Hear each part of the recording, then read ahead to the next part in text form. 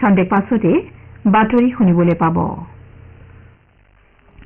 এয়া আকাশবাণী।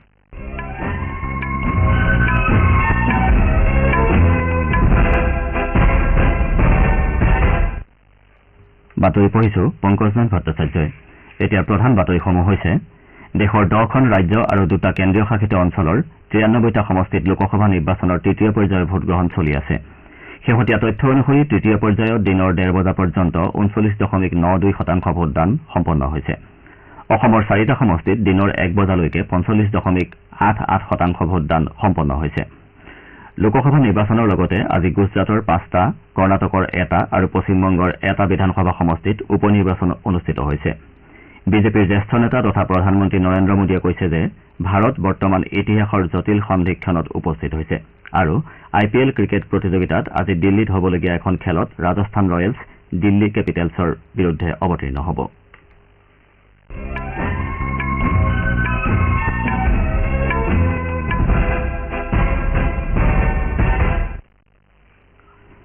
দেশৰ 10খন ৰাজ্য আৰু 2টা কেন্দ্ৰীয় শাসিত অঞ্চলৰ 93টা সমষ্টিত আজি লোকসভা নিৰ্বাচনৰ তৃতীয় পৰ্যায়ৰ ভোটগ্ৰহণ চলি আছে।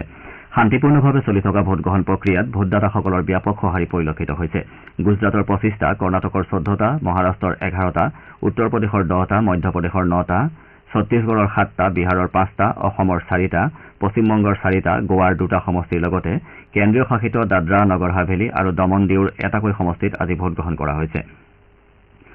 শেহতীয়া তথ্য অনুসৰি তৃতীয় পৰ্যায়ত দিনৰ 1 বজা পৰ্যন্ত 39.92% ভোটদান সম্পন্ন হৈছে।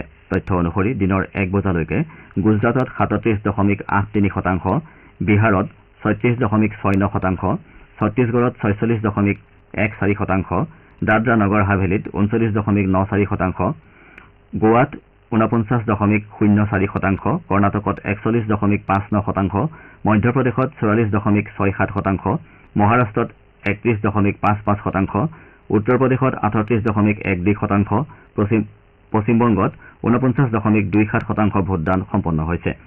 বেছিভাগ সমষ্টিতে পুৱা 7 বজাত ভোটগ্ৰহণ প্ৰক্ৰিয়া আৰম্ভ হয়, আনহাতে সন্ধিয়া 6 বজাত ভোটগ্ৰহণৰ সামৰণি পৰিব। অৱশ্যে উত্তৰ পূৰ্বাঞ্চলৰ ৰাজ্যসমূহ আৰু বাওঁপন্থী উগ্ৰপন্থীৰ প্ৰভাৱ থকা অঞ্চলসমূহত ভোটগ্ৰহণ প্ৰক্ৰিয়াৰ সময়ৰ তাৰতম্য পৰিলক্ষিত হৈছে। মধ্যপ্ৰদেশৰ বেতুল সমষ্টিত ভোটগ্ৰহণ দ্বিতীয় পৰ্যায়ত কৰাৰ কথা আছিল যদিও BSP প্ৰাৰ্থীগৰাকীৰ মৃত্যু হোৱাৰ পৰিপ্ৰেক্ষিতত সমষ্টিটোৰ ভোটগ্ৰহণ তৃতীয় পৰ্যায়লৈ পিছুৱাই দিয়া হৈছিল। সেই অনুসৰি বেতুল সমষ্টিতো আজি ভোটগ্ৰহণ কৰা হৈছে। ইপিনে এই পৰ্যায়তে জম্মু কাশ্মীৰৰ অনন্তনাগ ৰাজৌৰি সমষ্টিত ভোটগ্ৰহণ কৰাৰ কথা আছিল যদিও সমষ্টিটোৰ ভোটগ্ৰহণ ষষ্ঠ পৰ্যায়লৈ পিছুৱাই দিয়া হৈছে। গুজৰাটৰ চুৰাট সমষ্টিত বিজেপি প্ৰাৰ্থীগৰাকী বিনা প্ৰতিদ্বন্দ্বিতাৰে নিৰ্বাচিত হোৱাৰ পৰিপ্ৰেক্ষিতত এই পৰ্যায়ত নিৰ্বাচন হ'বলগীয়া সমষ্টিৰ সংখ্যা 93লৈ হ্ৰাস হয়। আমাৰ সংবাদদাতাসকলে জনোৱা অনুসৰি দেশৰ ভিন্ন প্ৰান্তৰ ভোটগ্ৰহণ কেন্দ্ৰসমূহত পুৱাৰে পৰা ভোটদাতাৰ দীঘলীয়া শাৰী দেখা গৈছে। বিশেষকৈ যুৱ আৰু মহিলা ভোটদাতাসকলৰ মাজত ব্যাপক উৎসাহ পৰিলক্ষিত হৈছে। তৃতীয় পৰ্যায়ত মুঠ 1331গৰাকী প্ৰাৰ্থীয়ে প্ৰতিদ্বন্দ্বিতা কৰিছে। এই প্ৰাৰ্থীসকলৰ ভিতৰত বিজেপিৰ উল্লেখযোগ্য প্ৰাৰ্থী হৈছে কেন্দ্ৰীয় গৃহমন্ত্ৰী অমিত শ্বাহ, কেন্দ্ৰীয় মন্ত্ৰী মনসুখ মন্দাভিয়া, জ্যোতিৰাদিত্য সিন্ধিয়া, নাৰায়ণ ৰাণে, পুৰুষোত্তম ৰূপালা, প্ৰহ্লাদ যোশী, শিৱৰাজ সিং চৌহান আৰু বাসৱৰাজ বোম্মাই। আনহাতে অন্যান্য উল্লেখযোগ্য প্ৰাৰ্থী হৈছে কংগ্ৰেছৰ দিগ্বিজয় সিং আৰু অধীৰ ৰঞ্জন চৌধুৰী, সমাজবাদী পাৰ্টীৰ ডিম্পল যাদৱ, NCP শাৰদ পাৱাৰ গোটৰ সুপ্ৰিয়া সুলে আদি। তৃতীয় পৰ্যায়ত দেশৰ 1,85,000 ভোটগ্ৰহণ কেন্দ্ৰত প্ৰায় 18,50,000 ভোটগ্ৰহণকাৰী বিষয়াক নিয়োগ কৰা হৈছে। 17 কোটিৰো অধিক ভোটদাতাই এই পৰ্যায়ত নিজৰ নিজৰ ভোটাধিকাৰ সাব্যস্ত কৰিব। ইপিনে ভাৰতৰ নিৰ্বাচন প্ৰক্ৰিয়াৰ প্ৰত্যক্ষদৰ্শী হ'বলৈ 23খন দেশৰ 75গৰাকী প্ৰতিনিধি ভাৰতলৈ আহিছে। তেওঁলোকে 6খন ৰাজ্যৰ ভোট কেন্দ্ৰসমূহ পৰিদৰ্শন কৰিব। ভোটগ্ৰহণ সুচাৰুৰূপে পৰিচালনা কৰিবলৈ নিৰ্বাচন আয়োগে সকলো ব্যৱস্থা গ্ৰহণ কৰিছে। লোকসভা নিৰ্বাচনৰ তৃতীয় পৰ্যায়ত আজি অসমৰ গুৱাহাটী, বৰপেটা, কোকৰাঝাৰ আৰু ধুবুৰী সমষ্টিত ভোটগ্ৰহণ কৰা হৈছে। প্ৰতিকূল বতৰৰ মাজতে পুৱা 7 বজাত 4টা সমষ্টিৰ ভোটকেন্দ্ৰসমূহত ভোটগ্ৰহণ আৰম্ভ হয়। এই পৰ্যায়ত ৰাজ্যখনৰ 4খন আসনৰ বাবে 6গৰাকী মহিলাকে ধৰি মুঠ 47গৰাকী প্ৰাৰ্থীয়ে প্ৰতিদ্বন্দ্বিতা কৰিছে। ৰাজ্যৰ 9,500টা ভোটগ্ৰহণ কেন্দ্ৰত 81 লাখৰো অধিক ভোটদাতাই ভোটাধিকাৰ সাব্যস্ত কৰিব। ইতিমধ্যে ৰাজ্যখনৰ সৈতে সংযুক্ত আন্তঃৰাষ্ট্ৰীয় সীমাসমূহ ছীল কৰি দিয়া হৈছে।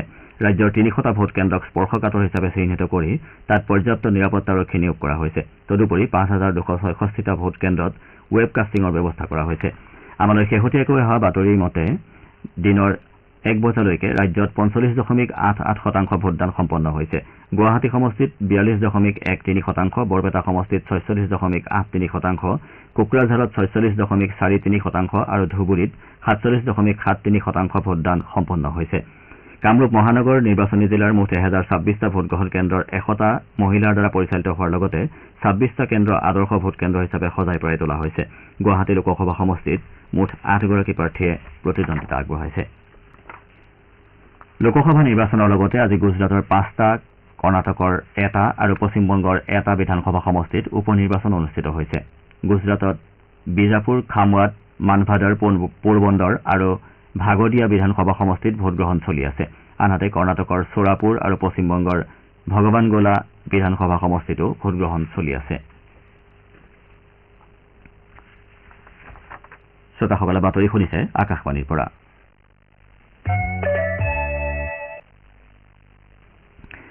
বিজেপিৰ জ্যেষ্ঠ নেতা তথা প্ৰধানমন্ত্ৰী নৰেন্দ্ৰ মোদীয়ে কৈছে যে ভাৰত বৰ্তমান ইতিহাসৰ জটিল সন্ধিক্ষণত উপস্থিত হৈছে।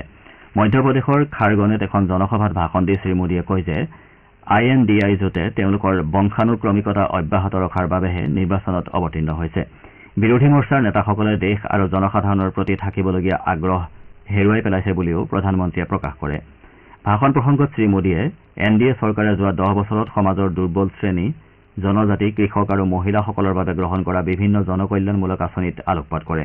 প্ৰধানমন্ত্ৰীয়ে ৰাজ্যখনৰ ধাৰ জিলাৰ PG কলেজ খেলপথাৰত অনুষ্ঠিত আন এখন জনসভাতো অংশগ্ৰহণ কৰে। কংগ্ৰেছৰ ৰাষ্ট্ৰীয় সভাপতি মল্লিকাৰ্জুন খাৰ্গেয়ে ভোটদানৰ চূড়ান্ত হাৰ ঘোষণাত অযথা পলম কৰা বুলি অসন্তুষ্টি প্ৰকাশ কৰিছে। বিৰোধী মৰ্চা INDIৰ নেতৃবৰ্গলৈ লিখা এখন পত্ৰত তেওঁ কয় যে নিৰ্বাচন আয়োগে লোকসভা নিৰ্বাচনৰ প্ৰথম আৰু দ্বিতীয় পৰ্যায়ৰ ভোটদানৰ চূড়ান্ত হাৰ প্ৰকাশ নকৰাটোৱে প্ৰকৃত তথ্যৰ ক্ষেত্ৰত সন্দেহৰ সৃষ্টি কৰিছে। তেওঁ কয় যে জনসাধাৰণৰ মনত হোৱা এই সন্দেহৰ পৰিপ্ৰেক্ষিতত আয়োগে কেৱল প্ৰতিটো লোকসভা সমষ্টিৰ তথ্যই নহয়, বৰং প্ৰতিটো ভোটগ্ৰহণ কেন্দ্ৰৰ ভোটদানৰ প্ৰকৃত হাৰ প্ৰকাশ কৰা উচিত। প্ৰথম দুটা পৰ্যায়ৰ ভোটগ্ৰহণ প্ৰক্ৰিয়াক বিজেপিয়ে প্ৰভাৱিত কৰা বুলিও শ্ৰী খাৰ্গেয়ে অভিযোগ কৰে। তেওঁ লগতে গণতন্ত্ৰক সুৰক্ষা দিবলৈ আৰু নিৰ্বাচন আয়োগৰ স্বতন্ত্ৰতা ৰক্ষাত সহযোগিতা কৰিবলৈ বিৰোধী নেতাসকলক আহ্বান জনায়।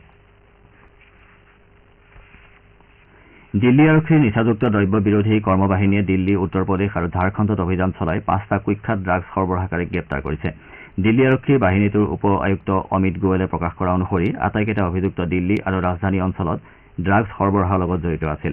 তেওঁ কয় যে অভিযুক্তকেইটাৰ পৰা 5 কোটি টকাৰো অধিক মূল্যৰ 2 কিলোগ্ৰামৰো অধিক হেৰইন আৰু 1 কিলোগ্ৰাম ক্ৰুড হেৰইন জব্দ কৰা হৈছে।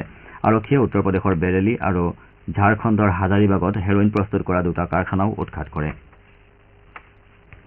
IPL ক্ৰিকেট প্ৰতিযোগিতাৰ কালি অনুষ্ঠিত এখন খেলত মুম্বাই ইণ্ডিয়ানছে ছানৰাইজাৰ্ছ হায়দৰাবাদক 7 উইকেটত পৰাস্ত কৰে। মুম্বাইৰ ৱাংখেড়ে ষ্টেডিয়ামত অনুষ্ঠিত খেলখনত ঘৰুৱা দলটোৱে আৰম্ভণিতেই 3টা উইকেট হেৰুৱাইছিল যদিও সূৰ্যকুমাৰ যাদৱৰ অপৰাজিত শতকৰ সহায়ত 17 অভাৰ 2টা বলত 174 ৰানৰ লক্ষ্য সফলতাৰে অতিক্ৰম কৰে। খেলখনৰ শ্ৰেষ্ঠ খেলুৱৈ হিচাপে নিৰ্বাচিত যাদৱে 51টা বলত 102 ৰান সংগ্ৰহ কৰি আউট নোহোৱাকৈ থাকে। ইয়াৰ পূৰ্বে প্ৰথমে বেট ধৰি ছানৰাইজাৰ্ছে 20 অভাৰত 8 উইকেট হেৰুৱাই মুঠ 173 ৰান সংগ্ৰহ কৰিছিল। দলৰ হৈ অপেনাৰ ট্ৰেভিছ হেডে 30টা বলত 48 ৰান সংগ্ৰহ কৰে।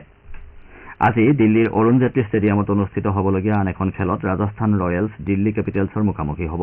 বৰ্তমান পইণ্ট তালিকাত ৰাজস্থান দ্বিতীয় স্থানত থকাৰ বিপৰীতে দিল্লী ষষ্ঠ স্থানত আছে। কাজাখস্তানৰ আস্তানাত অনুষ্ঠিত ASBC এছিয়ান 22 বছৰৰ অনূৰ্ধ্ব আৰু যুৱ বক্সিং প্ৰতিযোগিতাত ভাৰতীয় খেলুৱৈসকলে 43টাকৈ পদক লাভ কৰিবলৈ সমৰ্থ হৈছে। 24খনতকৈও অধিক দেশৰ খেলুৱৈয়ে অংশগ্ৰহণ কৰা প্ৰতিযোগিতাখনত ভাৰতে যুৱ শাখাত 22টা আৰু 22 বছৰ অনূৰ্ধ্বত 21টা পদক লাভ কৰি দেশলৈ সুনাম কঢ়িয়াই আনে। বাতৰি শেষ কৰাৰ পূৰ্বে প্ৰধান বাতৰিকেইটা আকৌ এবাৰ পঢ়ি দিছো। দেশৰ 10খন ৰাজ্য আৰু 2টা কেন্দ্ৰীয় শাসিত অঞ্চলৰ 93টা সমষ্টিত লোকসভা নিৰ্বাচনৰ তৃতীয় পৰ্যায়ৰ ভোটগ্ৰহণ চলি আছে। শেহতীয়া তথ্য অনুসৰি তৃতীয় পৰ্যায়ত দিনৰ 1:30 বজা পৰ্যন্ত 39.92% ভোটদান সম্পন্ন হৈছে। অসমৰ 4টা সমষ্টিত দিনৰ 1 বজালৈকে 45.88% ভোটদান সম্পন্ন হৈছে। লোকসভা নিৰ্বাচনৰ লগতে আজি গুজৰাটৰ 5টা, কৰ্ণাটকৰ 1টা আৰু পশ্চিমবংগৰ 1টা বিধানসভা সমষ্টিত উপ নিৰ্বাচন অনুষ্ঠিত হৈছে। বিজেপিৰ জ্যেষ্ঠ নেতা তথা প্ৰধানমন্ত্ৰী নৰেন্দ্ৰ মোদীয়ে কৈছে যে ভাৰত বৰ্তমান ইতিহাসৰ জটিল সন্ধিক্ষণত উপস্থিত হৈছে আৰু IPL ক্ৰিকেট প্ৰতিযোগিতাত আজি দিল্লীত হ'বলগীয়া এখন খেলত ৰাজস্থান ৰয়েলছ দিল্লী কেপিটেলছৰ বিৰুদ্ধে অৱতীৰ্ণ হ'ব। আমাৰ এতিয়াৰ বাতৰি ইমানতে শেষ হ'ল।